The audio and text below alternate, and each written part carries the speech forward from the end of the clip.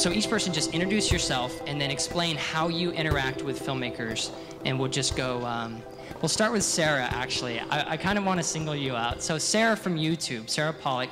Yeah. Why don't you explain your position at YouTube and how you interact with filmmakers and spend your time there? Okay, thanks, Arin.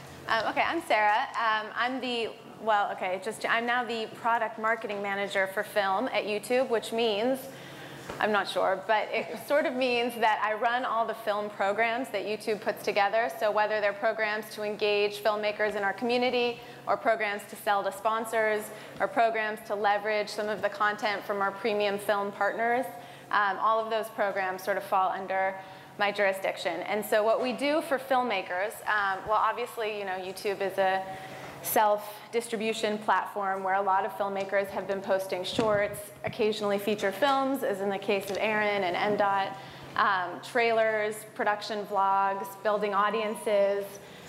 We rolled out last year the YouTube Partner Program, where filmmakers, or anybody on YouTube really who's a partner, could start sharing in revenue from ads that were placed against their content. Another thing we recently rolled out in June is the YouTube Screening Room, which we're really excited about, and it's a space on YouTube that's dedicated to premium film content. So far it's been all short films. We've got Oscar nominees, films that have played at festivals all over the world, films that haven't played at festivals and have just debuted on YouTube. Some of them have over 1 million views in the course of 2 weeks. And there we're sharing revenue from sponsorship with filmmakers on top of ad revenue. So those are some of our film offerings to date. Okay, I'm Sheila Andreen. I'm the CEO and co-founder of IndieFlix, which is based in Seattle. It's, I always have to write it down because I get nervous. It's an online, multi-platform, independent film distribution company, founded by filmmakers in 2005. We just broke 1,000 titles with all worldwide rights, 70% features. And we're basically based on community, transparency, and promotion. The filmmakers keep their rights, it's non-exclusive, and we not only deliver DVD and streaming from our own site, but also we program onto Hulu, Juiced, TiVo, Unbox, Amazon. We can, if you put your film on IndieFlix, you can have multiple revenue streams, and we are very transparent about our costs and provide marketing on individual films as well as collective film projects, titles. That's it. My name is Tom Hicks. I'm from Kachi Films, and my business partner, Charles Che, who's in the back there. We started Kachi, and we offer a video or pay to download and pay to stream feature for independent films. And our downloads are DVD resolution, no DRM. We just recently released our pay to stream feature. It's high resolution streaming that has copy protection, and that's basically a requirement from distributors. We only work online, so we don't sell DVDs. There's a lot of other people who do that. They do it well. What we are about is providing a distribution means which is a supplement to the current way of distributing your film, whether it's through DVDs, theatrical, TV. We are working purely online, and you know, we've had the technology base to distribute your films, and what we are really now focusing on is how to market the films, because you could have the greatest film out there, but no one knows, you know, no one's going to buy it or see it. Hi, I'm Alex Afterman. I have a company called Heretic Films, San Francisco-based DVD, digital, and VOD distributor. I think of everybody on the panel, my company is probably the one most rooted in traditional, sort of old-school distribution, but I am kind of adjusting with the times. In terms of how we interact with filmmakers, so, you know, get sent a DVD or a copy of the film of potential acquisitions, sign them to a deal, and then in my old model, which I still do as well, distribute them on DVD, make DVDs, distribute them out to all the stores, kind of traditional distribution model. A couple years ago, I saw the writing on the wall for traditional distribution, particularly DVD, so I've started to make as many digital and video on demand deals as I can. I actually have deals with all three of these people and other outlets as well. So my process in terms of interacting with filmmakers hasn't really changed at all. you know, it's sort of taking the traditional distribution model but applying it to digital. Conferences like these are particularly intriguing to me, though, because I think that that's not necessarily the way to go about it. That's kind of version 1 of digital distribution, and that's what I'm doing. So now I'm kind of keeping an eye out for what version 2 might be. So hopefully we'll get to that today. My name is Mark Rotblatt. I'm with TubeMogul, and we're focused on solving problems for video creators that are putting videos on video sharing sites. And so we have a video distribution and analytics tool that allows you to submit videos to multiple sites. So if you're putting videos on more than one video sharing site, you can upload once to us, distribute it to those sites, and then we pull back the viewership information from across all of those sites so that you can see a total picture of your audience. And for filmmakers in particular, you can use us if you're doing trailers or shorts, and it will help you really find your audience. Where are those people out there? They like to consume the video where they want to be, so go find them. And it's a way to engage. So you can do that through trailers, or you can do that more creatively by doing other forms of content that go along with your film to really help engage and create an environment that gets people out to see you. My name is Saskia. I'm with Current TV, and just before I introduce what Current does, I just want to take a moment to thank Arin and Lance and MDOT and Javier and Mike here for putting on this amazing event for free and getting this information out there. I'd highly encourage everybody to put a little $1 or $5 bill in that jar by the door, because they don't make any money off this. This is all for the benefit of everybody. So help them out by donating a little cash. Or more, yeah, $100 bill. They're not gonna say no. There's a $4 bill floating. It's fake, dude. So Current TV is a distribution option for filmmakers in as much as we have a television network in the US, the UK, and Italy. A lot of the content we show is short format documentaries. So for a lot of filmmakers out there who don't really have options for the short format documentary for TV, Current TV is pretty much the only option right now, I think. And that's it. We get our content offline, off the website, and it gets voted on by people, and it makes it to air, and we acquire it. Very simple. Thank you, Saskia.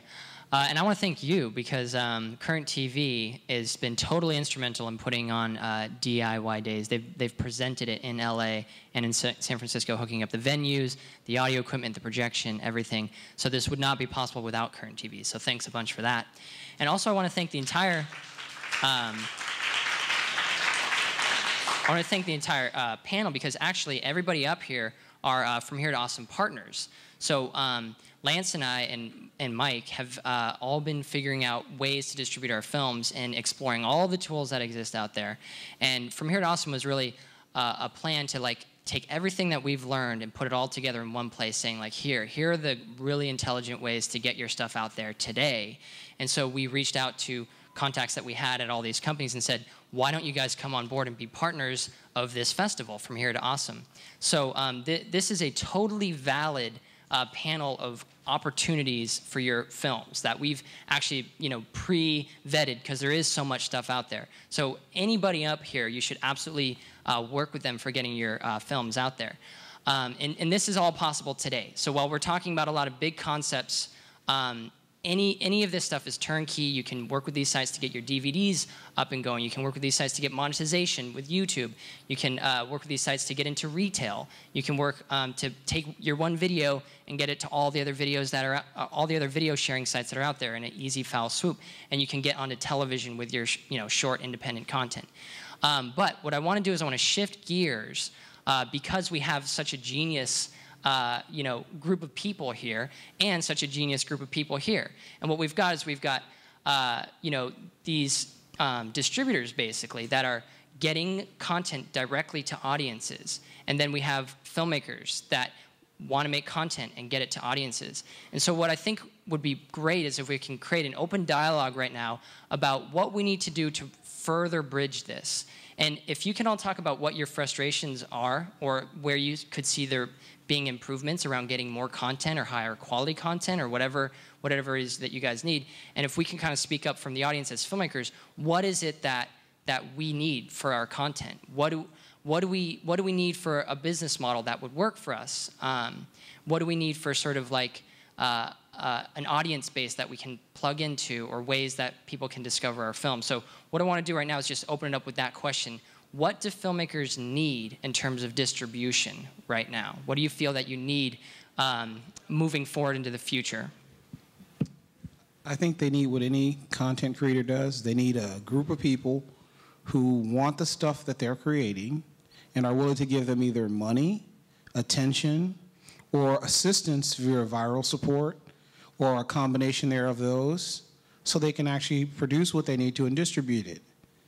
Because numbers and attention can equate better than money, but also money, even if it's on mobile, is also good too. Right.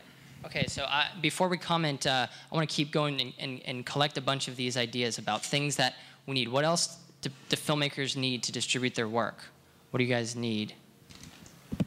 We need to have our things listed on search engines so people can find them. Okay. Search engine. Yeah, that's definitely. What else? What else do you guys need for your film distribution? Getting your film seen. You've made it. People need to see it. What is the missing link there? Any other ideas? I think that from my experience is that we may, for instance, have a film in different sites, but these sites are not necessarily in dialogue. So it's up to the filmmaker to find these resources to somehow make up for that dialogue. And sometimes that can be successful, and many times it's not. But also it will be interesting to see that there is more collaboration from the distribution side of the question. Okay, so if I understand correctly, you're saying that there needs to be a way that when you sort of get onto one site, it kind of connects in with the other sites. Is that what you're saying? That's part of it. So interchangeableness. Yeah, because I was curious, like, you're one of the films in From Here to Awesome. What was, and even in that process, is that sort of what made you think this? Because I know that all the films in From Here to Awesome had to join like a whole bunch of different sites and put in oftentimes the same information over and over again. Is that kind of sort of trying to streamline that? Is that what you're talking about, or? Well, just partly. I mean, myself and my team, and one of the persons in my team is here, Michael, who's been very, key to this, and somebody else who just left. But I think that we put a lot of, effort and momentum into really get everywhere and do a lot of viral and try to connect with bloggers and all that.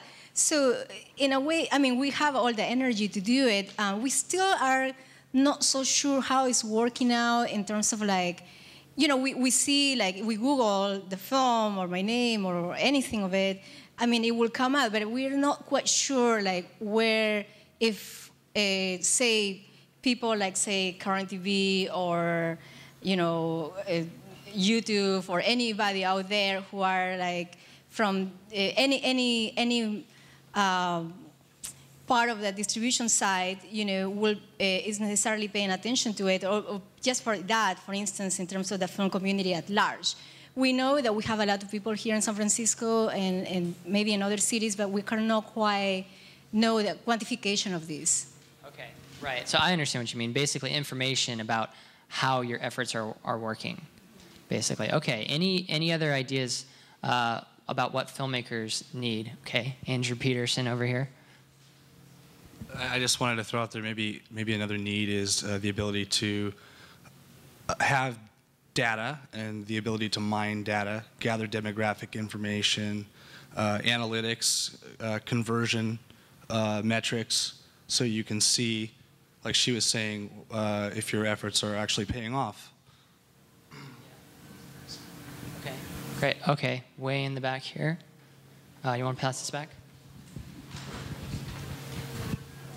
Hi there. As I mentioned at the beginning of the day, I'm actually a historian, but I've been taking film classes with documentary interest at City College, even though I go to State, because San Francisco State's film program is so impacted, you can't even get your hands on equipment until you're ready to make your master's thesis film.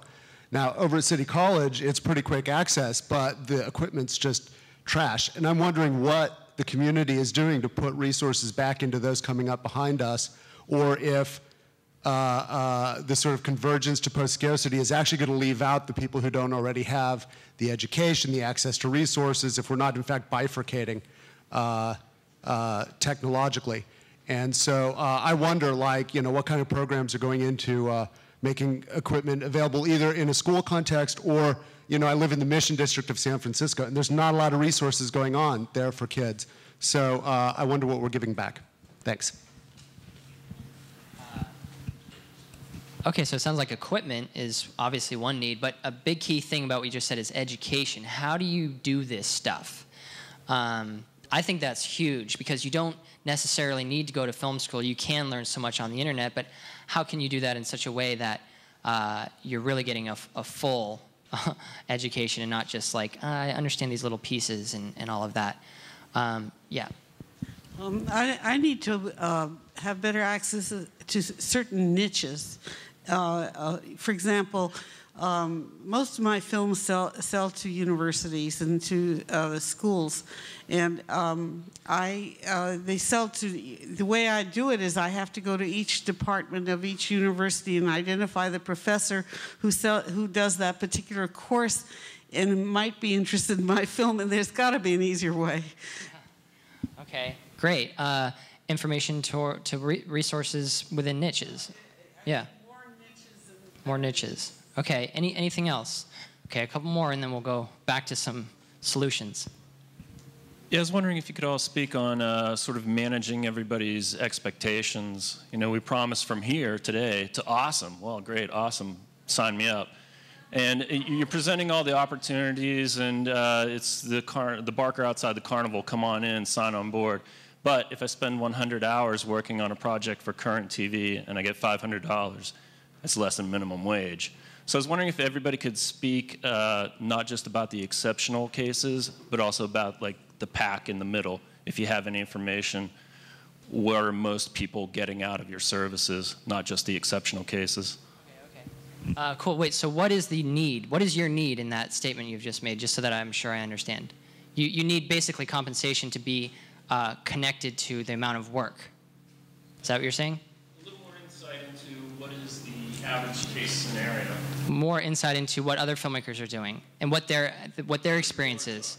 Okay, more information about if a film is distributing a certain way, what can you expect? Basically, what can you expect when you move into a space like that? Okay, that's really cool.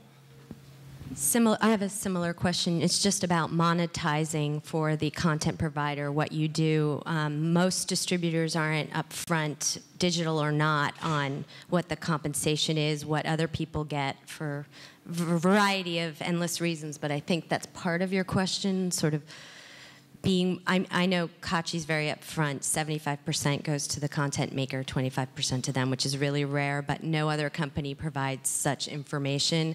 And also, what is, like he's saying, the standard scenario? Give us examples of what other people have done, how much they've made, how many hits have they gotten. There's no information provided. So it sounds like you're echoing, saying case studies and transparency. What is going on? Okay, I see one more up here, and then we'll move into the next phase of trying to digest all of these needs. I think that we also need something to create longevity for the film as a project or a product once it's entered the early stages of distribution, and particularly for short films, that I feel like actually there are audiences for short films, but because they're not as profitable, they tend to kind of like maybe do a festival circuit and then disappear.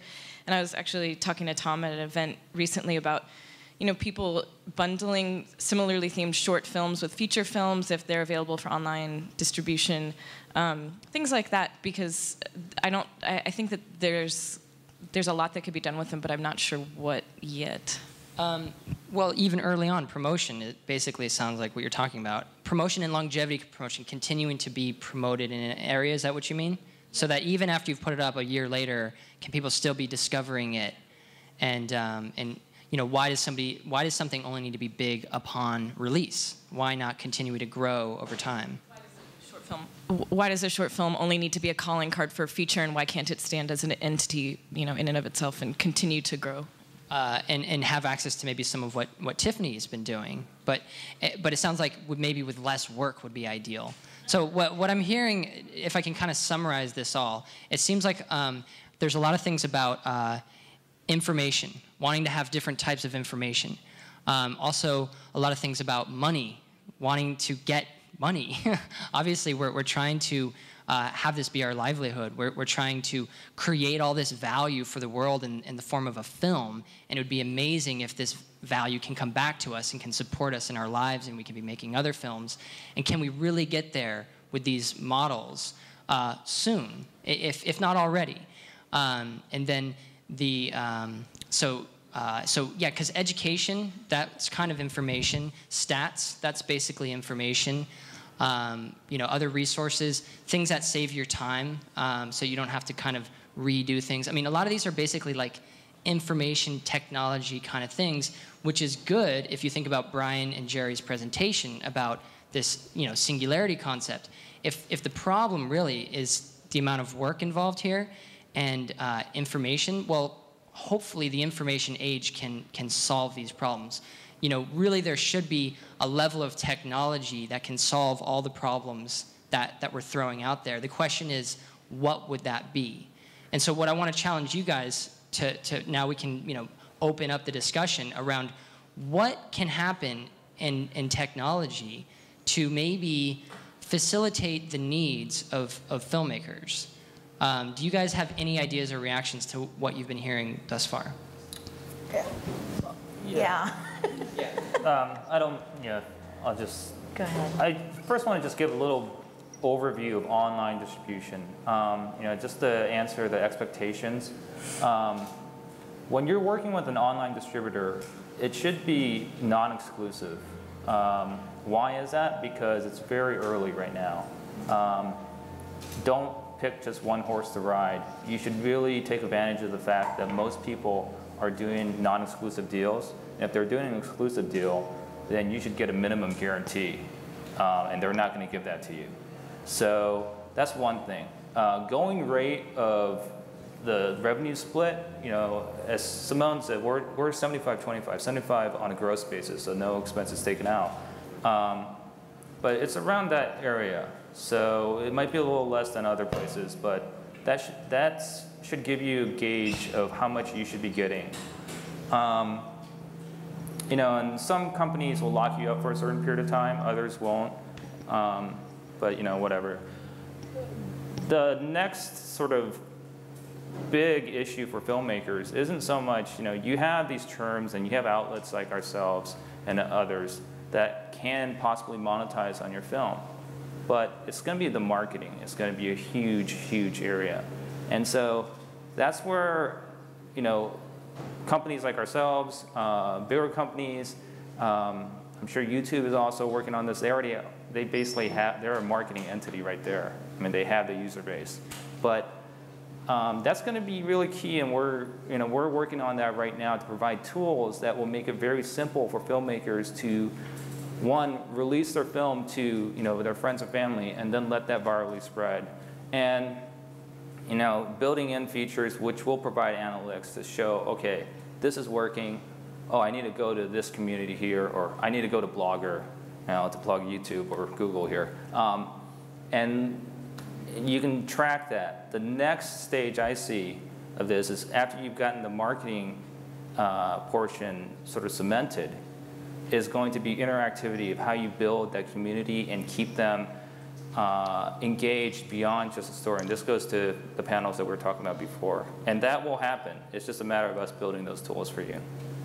Right. I think that's the real key, is that the tools being built, because we've spent the day saying, okay, here's how you can hack this system, and you can get in there and you can make audiences come to your films in all these innovative ways. But there should also be this option to just enter into a space where audiences are discovering films that are relevant to them and good and everything. So I think that that's what people are saying. We need audiences for the films.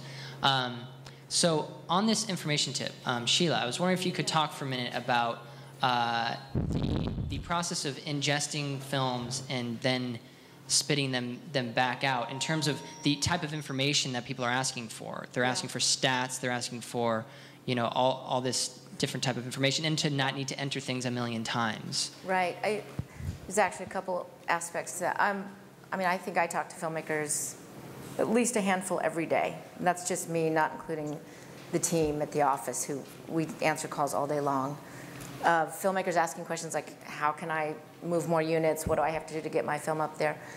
One of the things that's key is just collecting all of the metadata, getting all the information on your film so that it can be used for marketing and tagging, and collecting all that information to be able to, for us to be able to then program it onto third-party platforms. And eventually we talked about this, about having a universal sort of shared metadata form that would make it really easy for all of you filmmakers to be able to put it all in there one time, and it can be used over and over to promote your film and to help deliver it.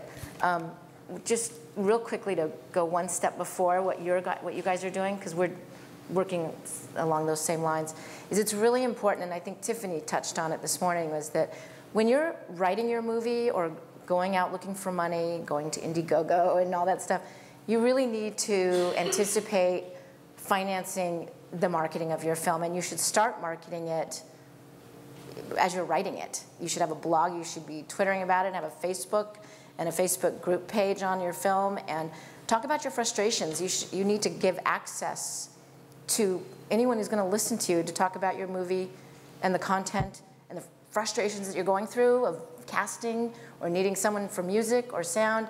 You will find that the community will come and support you. Like, you put it out there and you get what you're looking for. But at the same time, you're building your fan base, you're getting people who are invested emotionally in what you're doing and want to see you succeed and will help you succeed. And that's all free. And it doesn't have to take more than 10 minutes a day, like when you check your email.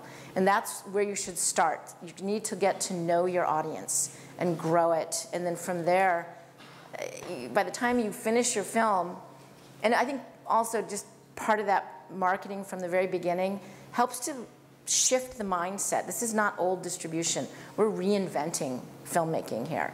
And not only do you have to market from the moment you want to become a filmmaker and get people to know you as a filmmaker, but you need to make it. I totally lost my train of thought. There's so like gridlock. There's so many things, but you just need to. You need to be able to. Don't be afraid to share information. No one's going to go steal your story. In Hollywood, people say, "Oh, I'm doing this movie. Nobody can read it. No one's going to know anything about it."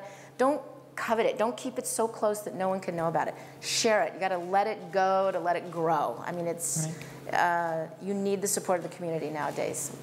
Okay, cool. The next thing that I think is important to talk about is what else is needed. What I'm hearing there is that you're saying, okay, filmmakers need to really promote their own stuff. They do, and it doesn't have to be a big deal. Right. Okay. So in easy ways that don't, ruin the rest of their lives, they can still get sleep at night and stuff. And you don't have to be you don't have to be a super techie person.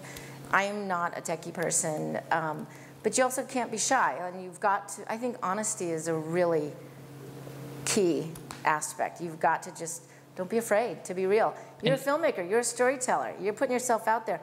Put yourself out there as a director, as a filmmaker, and tell a real story. Cool. And you'll get response. And from that, these other tools that we're creating for you, it just makes it easier to identify your audience and market to them. Cool. And so while we're on this topic, is there anything that that you guys need? Because that's one thing you're basically asking your filmmakers that come to you for. Anything else? I think for indie flicks, a lot of what we deal with is people make their movies and they go through so much that they're exhausted. And they're like, okay, now I'm going to, they call in, they say, okay, I've been to 14 festivals and we won all these awards. And nobody's picked us up for distribution, and it's a great film. Clearly, we've been validated. We've got a fan base, and now we want to make some money. And I think that there has to be a certain shift in the mindset of having patience, that you need to sort of just throw away the whole Windows aspect. I think that when you have your first festival premiere, launch your film and make it available on DVD, on Hulu, on all of these people's sites and get it out there. So you're basically asking the filmmakers to have confidence in this new way of distribution and don't have fear and don't hold back. And repackage your content. Just because, it's not an opening weekend thing here. We're doing something where your film can go on to make money year after year, and you can still go out and make more movies, and then you can repurpose it and remarket again as a collection. You can have different versions out there. Put a clip, an entire scene out there. Get people interested. Get people wanting to see the entire movie. Sarah, what do you need? What do I need? From filmmakers. Well, I mean, I guess I'll just continue on what you were saying. One thing I like is in the back over there on the monetization front, I hear a lot of frustration, I guess, and I think we hear that frequently. And I think along the lines of what you're saying, I think the thing is,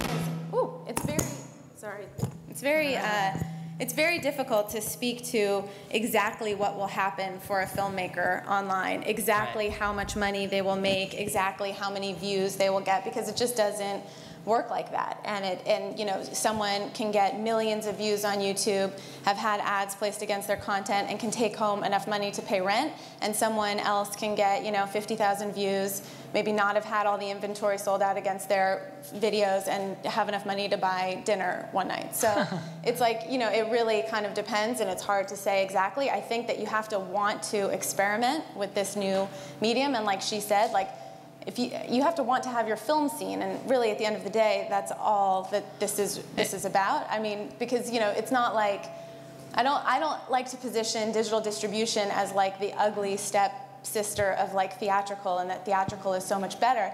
But at the same time, it's also like a lot of the people who are experimenting online, let's be like, what are the other options? Like, it's really tough to get a theatrical release. We all know that, especially a theatrical release with a distributor where you're being swept off your feet after a festival and flown around the world, and you've got a huge P&A budget. Like, that just doesn't really happen for most of us in this industry. So alternatively, you now have an opportunity to experiment, to meet your audience, to see how they react to your film, to make some amount of money day after day, month after month, year after year, and just to kind of learn all of this. And I think that that's the exciting part of it. And I think if you get too caught up in knowing exactly what your options are going to be, exactly how much you're going to make, that can be difficult. Okay, so it sounds like you're saying that you need the filmmakers to be willing to take risks. Willing to take risks and excited about finding their audience and focused on that. And I'm not saying that it's not important, like monetization is not important. 100% it absolutely is. And we're all, I think, working on ways to improve that, and it's absolutely getting better. But you've got to be willing to take those risks, I think. Okay. Right now. Anything else? Alex or Saskia, anything that you guys need from... Here, go ahead. I would actually, just to speak to that, it is getting better, monetization in digital. It's not great, though. I mean, let's not sugarcoat it. Like, it's getting better. But if you're thinking that you can release your film digitally in VOD and you're gonna knock it out of the park and you're gonna get the same kind of money as when you get swept off your feet by a theatrical distributor, we all hope that that's going to happen at some point. That is not happening right now, I'll tell you. Okay. So then, I mean, what that means to a filmmaker is make films for less? Is that what you're saying? Don't need so much money back? I mean, that did come up in Brian's presentation as something the industry is talking about. Can we make films for a little bit less? I think it comes down to this. So if you spend, 100 hours on your film, on your pod, and you sell it to Current and they give you $500, that sucks. I mean, there's no denying that, And Are you saying spend less time on your films? Yeah, yes, I am. No, it's true. It's know what you're all about. If you're gonna make the next, I don't know, Star Wars, dude, don't sell it to Current. You know what I mean? Sell it. Try to get theatrical, or try a combination of options, and certainly keep your expectations in line with your effort.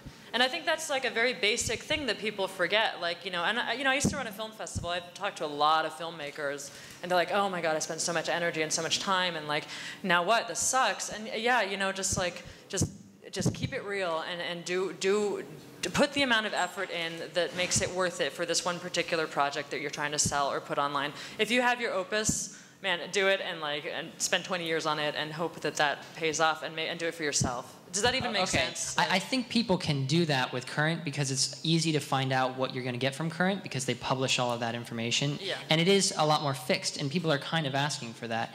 But I guess what people are saying is, for these different outlets, can people go to a page somewhere? And there probably are pages, I'm sure, on all your sites where you can find out what is this likely going to yield? And if there's not, maybe these are suggestions internally you guys can think about. And then maybe as filmmakers, we can say, okay, well, there are some pretty cool opportunities to monetize filmmaking if I make it with that in mind. You know, if I make it with the you know, the revenue share with YouTube in mind, if I create it customized for that, or if I know kind of what you can get for a current pod, or sort of what you can expect from getting signed up and released, you know, for a narrative or a documentary with Alex, or what you can get in monetizing films on various platforms, and see that all. So let's shift gears a little bit. Let's go past what is possible. Let's go to awesome. We're shifting gears a little bit.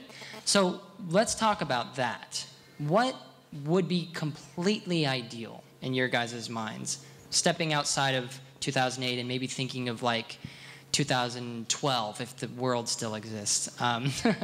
What, you know, if the world does exist, they say it's supposed to be a shift in consciousness. Maybe that's what we can do in the film industry too. What would you think that would look like in your guys' ideal views? I would imagine all the content would be on all the platforms. Is this working? Yeah, and filmmakers would be paid. You know, I mean, I think that's the ideal thing. It's like my film is living on YouTube and everywhere, and Current, and on TV, and in the theater, and it's all paid for. I mean, it's pretty basic. That sounds great to me. Okay, any elaborations on that? Yeah, so for me, in terms of strictly digital distribution based online, the revenue catches up to where it used to be with traditional DVD. So for me, like, I could sell 10,000 DVDs of a film. I can't sell 10,000 downloads of a film right now, but that audience is still there somewhere. So to me, when I can sell 10,000 downloads of a film, that's going to be a great thing for the filmmakers, for myself, for the industry.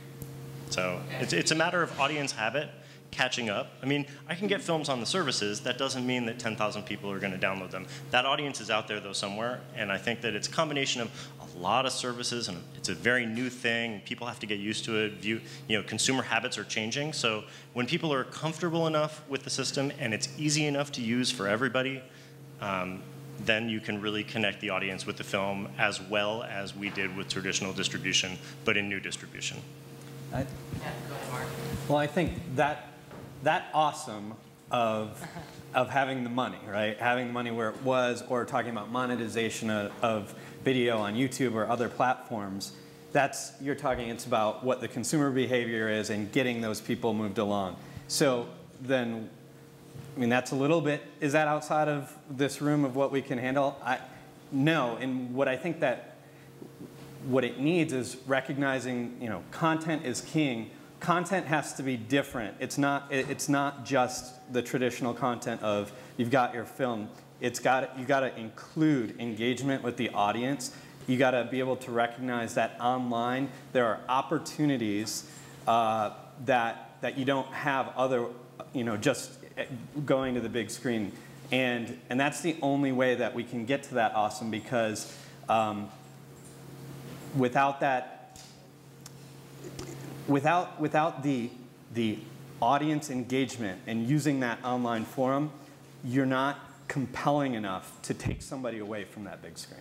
So it sounds like you're saying in this environment, filmmakers will all jump in, and so will audiences, and there'll be this connection, and that's really what's going to make it resonate. Well, they are going to jump in. I think they need to jump in ways that are. Your marketing has to be as creative as your filmmaking.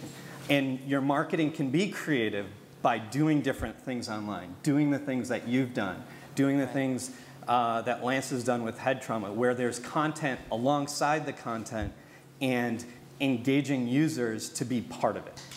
Right, so when it becomes basically standard to do these things, where you're not just publishing your final video for download, but the variety string of videos that are attached to it that also create the world, and also the variety of social networking plugins and all this other cool, fun stuff that really, You know, but so I guess also in this environment, this will be something that doesn't freak out filmmakers, because I sense that a little bit from some filmmakers whenever we do these, which is that like this stuff is too advanced or something.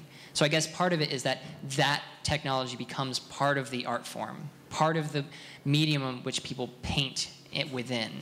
Right, and the scary part is it's completely vague. You have to go out and make it up as you go along. And so I guess what we need as a group is for everyone to understand that it is vague and that you're going to have to be pioneers to make it happen.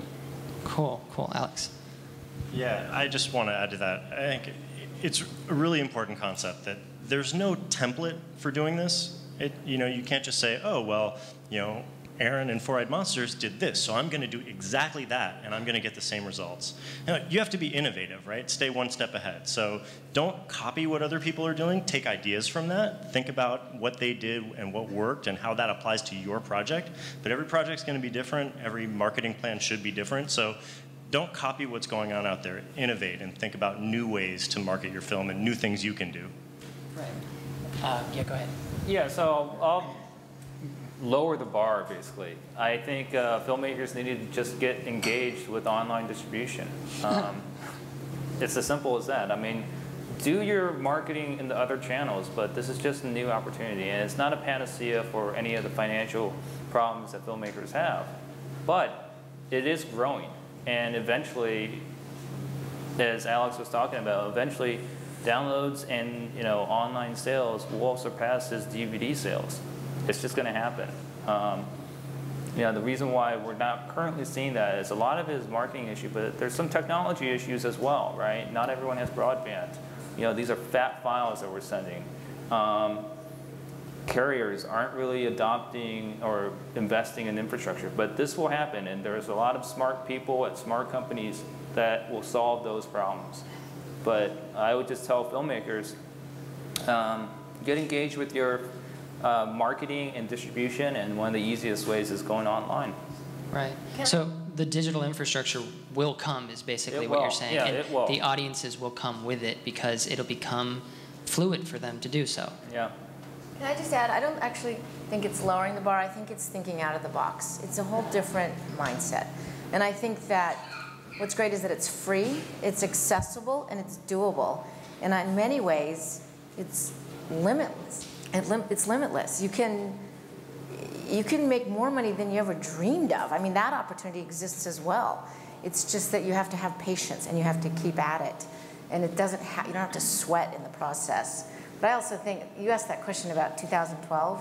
I mean, that's a big question, It's hard to think about an answer in a minute or two. But I've always thought it would be fun, in addition to what has been discussed here, is that films would also be a vehicle to promote products. So that when the TV and the internet are married and you're just flipping through on your remote, that you see a dress that someone's wearing and you can click on it and buy it, or stick it into some file that you can go in and research it later, or buy the song or download the song from that. And that films are sponsored, like in the day, like Lucille Ball, or films are brought to you by GE, or films are brought to you by HP, and it's a sponsored affair. And so the filmmaker gets that money. They get little royalties from product that was in their film, without being obvious, horrible product placement where someone's drinking the Coke, but that you can ask, I mean, there's technology where you can even put a Coke in someone's hand instead of a nondescript can. There's all kinds of exciting ways that you're going to be able to monetize your content. It's just that technology, like you said, has to, it's got to catch up. So then maybe in this environment there really even won't be one way. It'll just all of the different ways. Whether it's buying a download or the ad revenue or going to the theater or buying a fixed object that has the media, basically all of these will work in conjunction, and the audience will just be able to determine which one do I want to do. Yeah, and it's so much fun to watch it at home, but then you build your fan base and you back it into a theater, and you can pack that theater. Right. Okay, so if this is so clearly where we should arrive, why are we not there? What is going on? I think it's the right structure Same thing for 2012, or is that okay? Yeah. It's this whole thing of and you were huge on this. I mean, I think Four-Eyed Monsters really started this. I don't know if you started, but you were definitely one of the very first in terms of brands and artists connecting. And I think traditionally people are kind of queasy about that. But I think that that is definitely sort of where we're headed. And I don't know, has anybody heard the Spearmint Gum remix that Jay-Z recently did? Is it Jay-Z? Yeah, right? Or Nas, or I forget. But so like they just remixed, you know, Double Your Pleasure, Double Your Fun into like a hip-hop club version, and the kids are loving it, and they don't even realize actually that it's, a lot of kids, at least according to NPR, that it was this old Wrigley's, you know, motto. That fascinates me. The whole new Tag Records, which is, you know, Tag body spray combined with Def Jam Records, have now, you know, collaborated to discover new artists. And then, not to plug it, but what we're doing with the screening room is we're trying to bring on sponsors and to match filmmakers with those sponsors, so that if HP's motto is like, express yourself, then we are going to have 4 short films that are all about self-expression to try to carry that message out and marry the two together. So, I mean, I think we are getting there slowly but surely, and I think it also is, just to talk to her point really quickly about shorts, I think that's another place where we're going. I mean, shorts have kind of been like this, you know, it's a calling card at a film festival, then they die. You're lucky if anybody ever really sees it, and a lot of times it was like, you know, years of your life, and then it kind of, that's it. And now we have this new platform where all of this can be rediscovered. So I think that shorts are another big thing that's coming. And if we're talking about keeping costs down, I don't think as a filmmaker it's such a bad idea to kind of refocus on shorts now, because there is an audience for it and it is more affordable, and I do think we're going to see more and more of that. And that's where I see brands hooking up with shorts a lot. And then last but not least is like, not just having content on all platforms online, but really collapsing online and offline. So I would love to see that, like, you know, you always have your tent poles and your blockbusters and your event films happening, you know, in big theaters and IMAXs, et cetera, but that films that start online and find their audiences also make it into theaters. And it's not like, oh my God, you've seen it online, that this means that it can never have a theatrical release, this means nobody will buy a ticket, but instead people start to realize that the more people care about content and feel involved with it, the more likely they are to gather offline and share and see it. And similarly, that like film festivals, if there are any programmers in here, will get over the whole concept of a film not being appropriate for a film festival if it's been seen online already, because really these are totally different audiences, and the people who see it at a film festival are not the people who will see it online, and the people who will see it online should have just as much of an opportunity to see the film as those who see it at a film festival. So just collapsing those worlds and letting things be more flat would be really refreshing. Right. So if I can just summarize, you're saying that we need to collapse the windows, so the gaps between when we release things on theatrical versus internet and all that, and that you, in this awesome environment, filmmakers would be comfortable, you're saying, with collaborating with other companies. Just as they collaborate with everybody else on the production, just as they collaborate, we heard earlier about you need to collaborate with your producer. Your producer is going to ask for certain people to be in the film potentially, or certain decisions to be made. Can filmmakers take that other step and be comfortable with some projects, maybe not with every project, but with some projects where it's appropriate, be comfortable with working with other brands or companies and stuff? Okay, cool. Well, so then I kind of want to, go back to this question of like, is there anything that would get in the way of arriving at this much more frictionless film industry, where the films get the stats they need, they get the money they need, they get the audience they need, the distributors have a profitable business in which they're connecting films with audiences and everyone's happy? Is there anything that might get in the way? Is there... Well, I mean, rights. Rights, I think the biggest, legal. Right. Legal. I mean, I can only speak for the TV network point of view, but like, the rights are hugely problematic for someone like you, for example, who wants to get your stuff everywhere. You get bought by Current or any network, that's it. You lost your rights. So I think that like there needs to be a mental shift in at least traditional distribution outlets to allow for that, for rights to be open and for filmmakers to retain the rights and just sell like piecemeal, like, okay, you get the DVD rights, you get the TV rights, or not, Any other comments on that issue? That seems to be the biggest one, right? Would be the legal implications and who you are licensing ownership of your film to in order to do all of these things, and what kind of contradictions that creates. Do you guys have any other thoughts on how these things might get in the way, or how maybe these things can be overcome?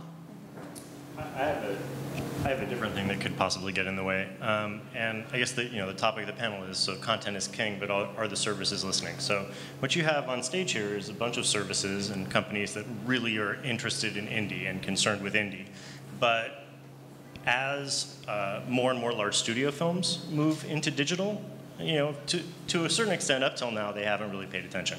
As they move into digital, they're going to start to assert their strength.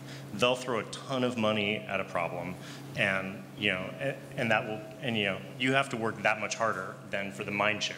So I think one of the potential stopgaps to this vision of 2012, when you can put your film out and all these people are going to see it, is where's it going to go? So who's going to take it? Are we going to hit a point where an iTunes or even a YouTube says, you know what, I like this film, but I can take this other film. It's got this huge audience. It's got a star in it.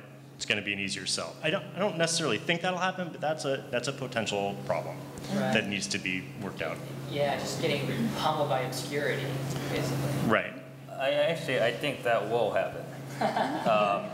No, I mean, seriously, the studios are going to come online, so what do you think is going to happen? The eyeballs are going to shift to what's a known entity. They're going to put the marketing dollars into promoting, good and bad films, and people will still watch good and bad films.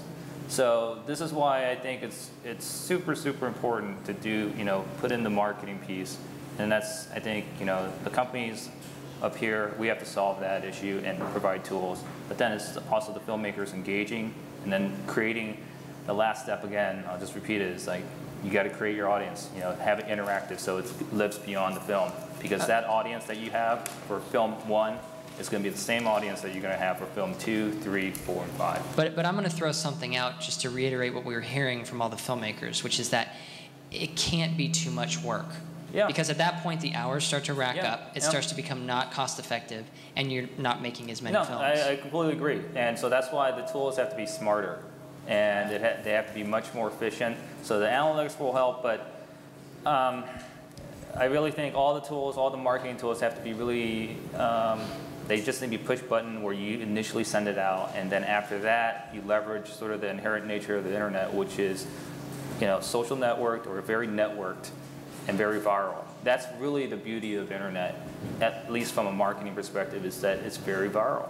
And you won't be able to get that. If you have a good film and it gets viral, I'm not saying just on like YouTube, I'm talking about in the overall internet, that's when you're going to see, I think, a decent number of downloads or whatever payments. Real quick, Alex, of everyone here on the stage, I have to just be honest, I think that what YouTube is doing, because their benefit of volume, they seem to be able to experiment the most with discoverability, which seems to be this basic debate. If you get squashed into obscurity because Hollywood movies come in and they're huger and they have famous people, how do you still find your niche? Whatever the niche for your film is. I mean, you have integrity in what you make. You're behind it. There are going to be other people behind it. Sarah, can you talk about some of the newer ways? Because we had talked a long time ago about it'd be great if they're friends. What are my friends looking at? Rating, those things. I don't know if people are aware of some of the new things that YouTube is doing to enhance discoverability of content that is relevant to the user that's logged in. Well, I mean, I still think even with so he's talking about personalized homepage, which is something that some users have at this point. And it's good. It's not the answer. Like I think discoverability is our biggest challenge for sure, and has to get better.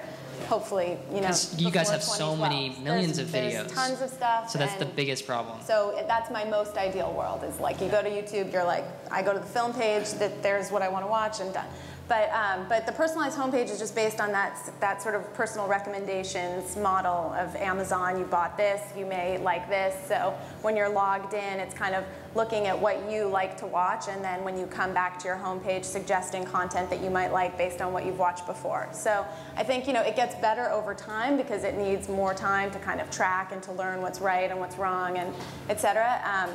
But it's certainly a step in the right direction. And then, yes, there's all sorts of new friend activities so that you can see what your friends are watching and get suggestions that way. There's other stuff that's coming up very soon to try to help people push their content. But I think it's still definitely the biggest challenge. Yeah, but who knows, maybe something outside of YouTube, because of the YouTube API, which means that anyone can build basically an engine for finding videos on YouTube, or maybe one of these other film platforms or whatever can come through and solve other ways to discover what a person wants to watch. What other ideas are out there on the table? How else can basically, because many of you on the stage, not all of you, but many of you are the single connector between a filmmaker and an audience member. That's true with YouTube, it's true with IndieFlix, it's true with Kashi, it's true with some of what you do, right?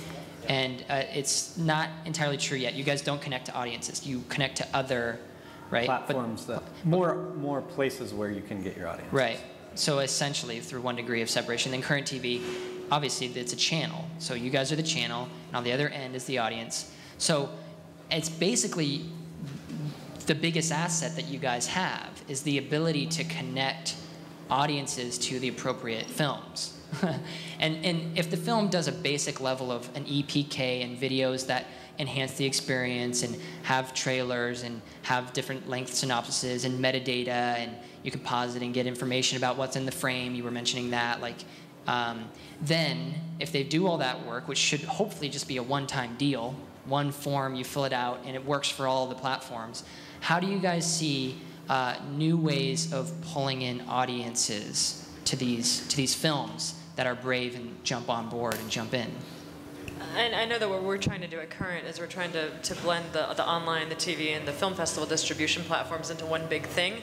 We're doing this with a department of 4 people, so we got to keep our expectations realistic. But we're trying to get films out to festivals, films that are on Current out to festivals, filmmakers in the studio to. So I mean, I think that's really all you can do. It comes down to marketing, I think, really. Like, how good is your marketing plan for your company? And that's really the only way to build audiences, right? I mean. Okay, so platforms. I mean, I don't know. Is it safe to call you guys platforms? I guess that's what it is. So platforms, branding themselves, doing the same thing you're asking the filmmakers to do. If they have to do that, you guys have to do that too. But what other ways other than branding? I just want to. This isn't necessarily another way, but I was talking before about engaging with your audience, and you were mentioning that filmmakers are telling you that, well, it can't take that much time. And what we're doing is allowing you to go more places to find more audiences, but I don't buy that you can do it without taking a lot of time. I mean, I think, I disagree with Sheila saying that it's 10 minutes a day. I mean, I hear some people spending 50, 60, 70% of their time. It's hard work. I mean, it's do it yourself. You are doing the marketing. You're doing it creatively, and you're doing it for very little money, but you're spending a lot of time. But Mark, you're a technology man. Surely you believe that this can be innovated to be shrunken down to almost nothing. I believe it can be shrunken down. We can create tools that help you save time, but I think in the end, it's not just technology. What we're doing is saving time so that you can person-to-person connect. I mean, the whole concept of 1,000 fans, right? That's what you have above the big studios that come into this space. You have connected with individuals and made an emotional connection that makes them want to do something with you rather than something that's being shoved down their throat by lots and lots of dollars. So it takes time, and I guess the hardest thing stopping this in 2012 and I could get booed off the stage, is that it's a lot of work to do it, I think. Right. Well, that's true. Okay, so to start wrapping this up, I want to talk about how we can really reduce the amount of work. And one of the things that we're working on with the Workbook Project and From Here to Awesome is a standardized way to output the information about films. So a standardized way to say, this is the poster of a film. This is the trailer to the film. This is the synopsis to the film. Without a Box and a lot of other companies have also created these standard ways. However, a lot of these companies have not been an open source project. Now what this means is that it's not necessarily accessible. And so there's this new movement referred to as the semantic web. I kind of think of it as Web 3.0 when we move past monetizing the tools, which is Web 2.0. Flickr and a lot of sites come out where it's like, this technology is so valuable. And you move into this next version, next rendition, where language is common. And I think an API, like what YouTube has, is just starting to show us the edge of that. And what an API is again, you can go in and you can find information about a video even if you're not YouTube. So the fact that that information is there, you can pull up its view count and build that into your site and stuff like that. But what I'm imagining is something more along the lines of Tube Mogul, where you basically, you put it up in one place, and then there's the file in HD, there's the file, and maybe a lower res copy as well. And then all the other distributors and outlets just pull it from there, honoring just a license, a standardized license that maybe a body of people, you know, working with Workbook and From Here to Awesome, maybe we can all come up with what an ideal license is for our films, and basically just set them free for any innovation that any of these companies or any other companies that we haven't even thought of. People that bring, you know, media to cell phones, into airplanes, into cafes, into restaurants. Who knows what will be out there in terms of distribution? Do you guys think it's possible to standardize the distribution in that way by putting it in one home base with basically like an internet architecture? Arin, my question to you with that is how then does the company do, I mean, like from a programming point of view, like if say like TV networks are doing that, pulling it from TubeMogul and YouTube is and blah blah, like how are these companies, and this is a question for myself as well, I mean how does the company then differentiate itself from another company, and how does the company, what's the point of the company? Well, that's yeah, that's a good question. I mean, I'm sensing the biggest thing is needing audience, and the fact that everyone has audience in their own custom way that they've built audience. And maybe it's because some people are in television and nobody else is. Maybe it's because some people are on portable and that's their main innovation that they're doing. Or maybe it's because they've just found a really genius way to swim through media content on the internet, or subscribe to what your friends are really into. I mean, if you look at music, music is leaps and bounds ahead of film in terms of all these different Pandora and different ways to discover this stuff. So I would say it's up to then these companies to innovate how they're pooling audience. And if they're not doing that, then maybe they just shouldn't exist. Well, that's what will happen actually. All these video outlets, these platforms, if they're not going to be pooling audiences, you'll know because you are not going to make money off of them. So I still think it's very, very early, but every platform basically has to have a marketing plan. You know, we have our own marketing plan, and we actually, you know, some of it's based on, you know, widget development, and some of it's based on just direct marketing. So we don't do this for all of our films, but we do it selectively, where if we believe in a certain film, we'll start data mining the web and actually going to contacting sites and saying, hey, this is a film, and trying to promote it ourselves. And we don't do that just out of altruism, because we need to build an audience as well. And we spend time doing that. We expect filmmakers to also do their work as well, at the very least. And there's, you know, I'm really surprised how many filmmakers don't do this. At the very least, you know, send it out and promote it among your circle, friends and family, and then have an email list. You know, 2 really simple steps. But not a lot of people will actually do that. Excellent. Well, unfortunately, we're out of time for this panel. We have 2 more things that Lance is going to describe how those 2 things are going to work. But thank you guys so much for being a part of this panel.